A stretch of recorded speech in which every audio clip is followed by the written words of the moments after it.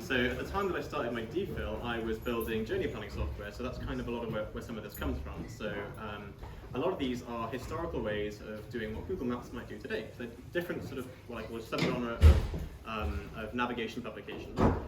Different ways you might have navigated the British Isles. Some of them are more practical than others. Some of them are more sort of armchair travellers, sitting at home and admiring, as we're doing now. And in the last couple of minutes, I will also talk about some of the digitisation work that I've done.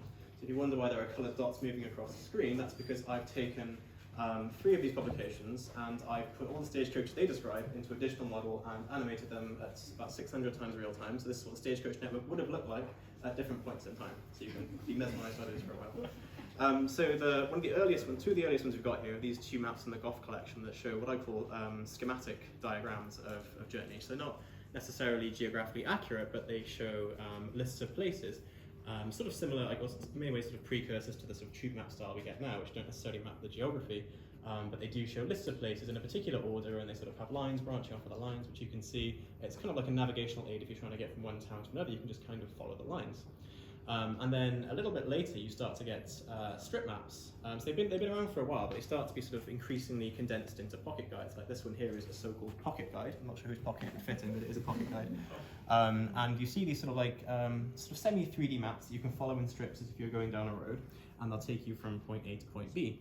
And they sort of tell you which page to go to if you want to follow this road. So if you're, I don't know, going down a road to Reading, you might turn off and then go on to Oxford. So they have little page sections so you can navigate from one page to another. So again, this is if you are on foot or in some kind of carriage that you're driving, you can use this to sort of find your way across the roads, and it has little churches and little clumps of trees and things, so you can sort of navigate visually with that.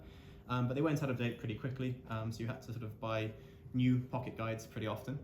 Then you get sort of like condensed versions, which are easier to publish, much faster.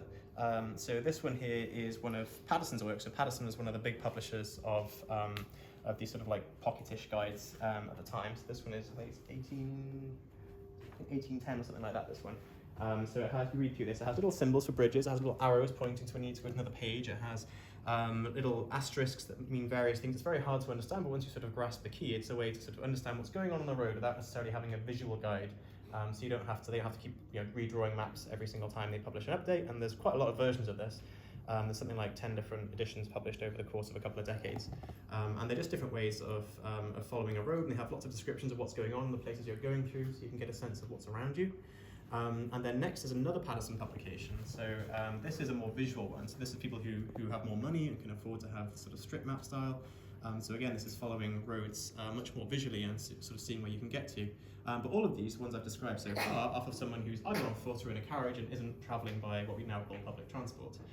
So some of the other ones down here describe scheduled services. So we have, so this is the latest one we've got. This is a Bradshaw Railway timetable from 1814. This is an actual pocket-sized edition which would tell you all the trains and the times they left, all their intermediate stops. So this is something like 3 years after the timetable was invented. So 1838 is when you see the very first timetable as we would know it. So before that, nobody had the idea of putting times in a table. And it sounds silly, but nobody had that idea before. Because if you have a table, that means you have to say when it's going to be at every single stop, and that's quite hard to do. So you don't want to make promises you can't keep, so you don't want to put your times into a table. But you start to see it, and by 1841 here, most of the railways in this have some kind of timetable. There's a few that just sort of have blanks in all the intermediate stops because they didn't want to commit to a time. But this is the sort of period you start to get tables of times. For slightly earlier things pulled by horses, so the stagecoaches, you have a few editions like this. So this describes one by one all the different stagecoaches that exist, and that's what I've digitised here on my screen. So these are written out as a sort of paragraph form, not a timetable. So they'll sort of say, I can pick an example, I guess, but there's the Gates coach, which leaves daily in the morning at 7 or afternoon at 3:30, leaving from the Georgian in Borough, going to Eltham and Kent. So that's the sort of textual description you get, and it's just paragraphs and paragraphs. So it's very, very annoying to digitize, which is why I've built a digital model so you can plan journeys.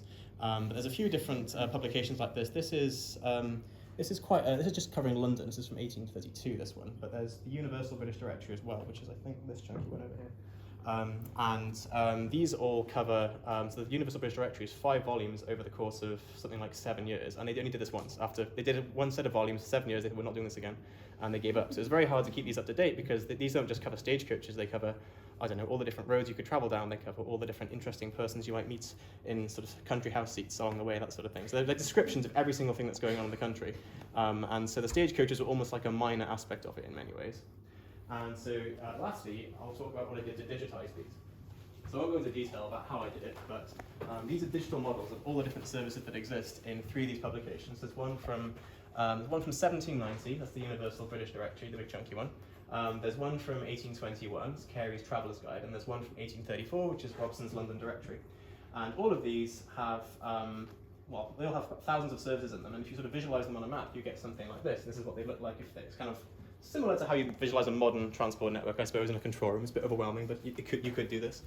It shows all the different services that these contained. But if you were somebody who actually wanted to plan a journey using one of these, you'd have to sort of flip through it and try to plan your journey by looking at different destinations and saying, well, this one goes from London to Reading, then you have to flip to Reading, one from Reading going to Banbury, flip to Banbury, one from Banbury going to Birmingham, and sort of plan your journey that way. And there wasn't really a better way of doing it. You could ask somebody who worked at a booking office if they could do this off the top of their heads. But that was basically Google Maps in 1821, was you had to sort of work it out for yourself.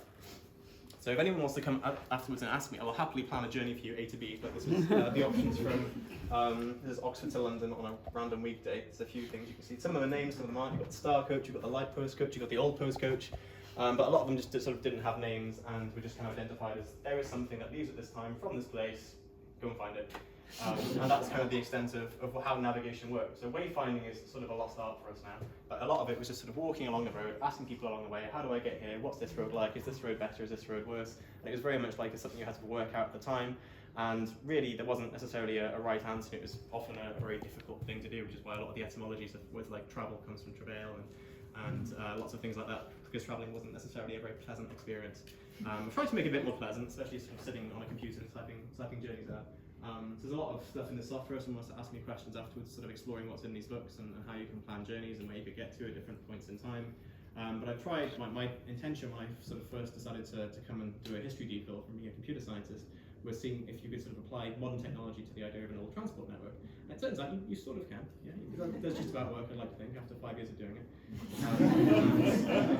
This is kind of what it looks like. So hopefully you found all these publications interesting. There's lots of different ways you can navigate, and so you see like maps for sort of going visually. You can see textual descriptions, which are more like itineraries, we call them, for sort of following stages along a journey. And then there's also the ones that describe public transport routes. But all of them sort of quite difficult to use, and you'll appreciate how difficult it actually was to go from city to city in the past, and how easy we have it now. So hopefully that's interesting. Look at some pretty maps.